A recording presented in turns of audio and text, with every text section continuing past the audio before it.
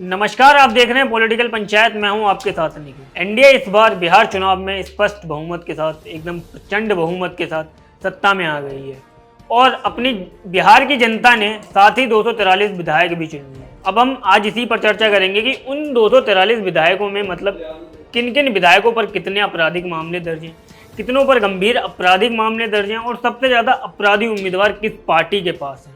आज इसी के ऊपर हम चर्चा करेंगे।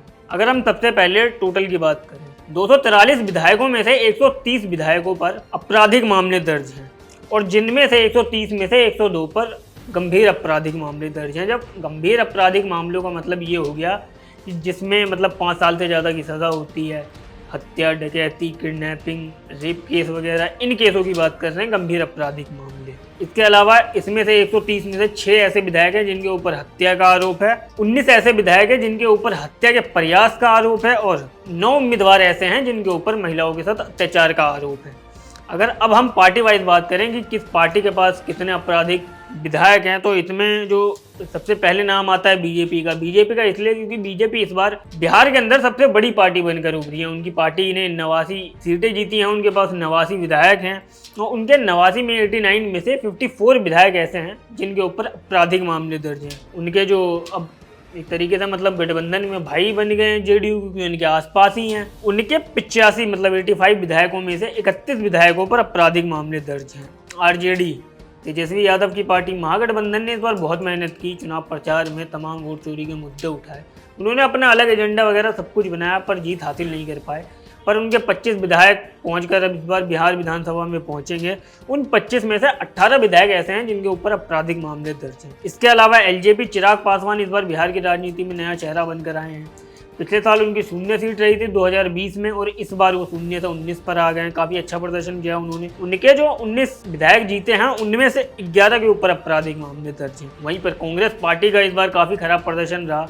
उन्होंने अपने सहयोगी दलों को काफ़ी ज़्यादा निराश किया। उनके कुल 6 विधायक हैं जिसमें से 4 के ऊपर आपराधिक मामले दर्ज हैं। इसके अलावा अगर हम एनडीए के सहयोगियों की बात करें, हम पार्टी की, हम जो मतलब जीतन राम मांझी जी की पार्टी है, उनके 5 में से 1 उम्मीदवार पर आपराधिक मामले दर्ज हैं। आरएलएम उपेंद्र कुशवाहा की पार्टी, उनके भी 1 उम्मीदवार पर आपराधिक मामला दर्ज है। इसी के साथ असदुद्दीन ओवैसी जो इस बार फिर बिहार की राजनीति में मतलब सीमांचल के क्षेत्र में एक नया उभर कर चेहरा सामने आया है। पिछली बार भी आए थे, 5 सीटें जीते थे पर 4 आरजेडी ने तोड़ दिया। इस बार फिर आए और 5 जीत गए और उनके 5 के 5 विधायकों के ऊपर आपराधिक मामले दर्ज हैं। इसके अलावा आईआईपी, बीएसपी, इन दोनों के भी 1-1 उम्मीदवार के खिलाफ आपराधिक मामले दर्ज हैं।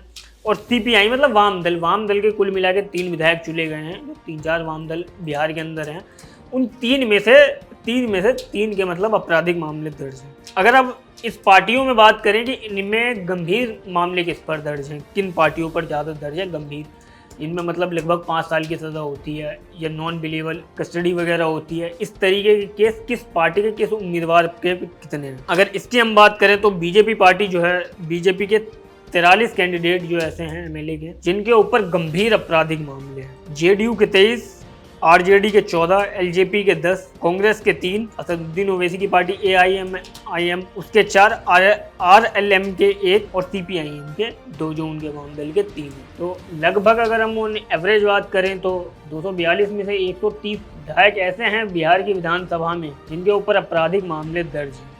ये अब आने वाले जो 5 साल हैं अपने अपने क्षेत्र के विधायक रहेंगे, अपनी जनता की सेवा करेंगे। अब वो सेवा किस तरीके से करते हैं तो आने वाले वक्त में पता ही चल जाएगा। पर ये मतलब लेवल बता रहा है कि राजनीति के अंदर जो अपराधी हैं उनकी कितनी भारी संख्या है। इसके अलावा अगर हम अन्य पार्टियों की मतलब अन्य चुनाव की बात करें तो हर चुनाव में यही कहानी रहती है कि तमाम ऐसे बड़े बड़े नेता हैं जिनके ऊपर तमाम आरोप रहते हैं, केस रहते हैं। जैसे तेजस्वी यादव बहुत बड़ा नाम है, उनके ऊपर भी तमाम घोटाले वगैरह के केस चल रहे हैं। ऐसे ही तमाम नेताओं के ऊपर बड़े बड़े केस रहते हैं, उसके बाद भी वो चुनाव लड़ते हैं और चुनाव जीत भी जाते हैं। बहुत बड़े बड़े बाहुबली जैसे बिहार के अंदर जैसे आनंद सिंह हो गए, शहाबुद्दीन पहले हुआ करते थे, शहाबुद्दीन के बाद अब उनके बेटे हो गए। तो बिहार की राजनीति एक तरीके से अपराधियों से हमेशा ही घिरी रही है और अब भी वही नज़ारा लग रहा है। अब बाकी आने वाले 5 साल बिहार की तरक्की के लिए कैसे होंगे ये तो आने वाले वक्त ही बताएगा।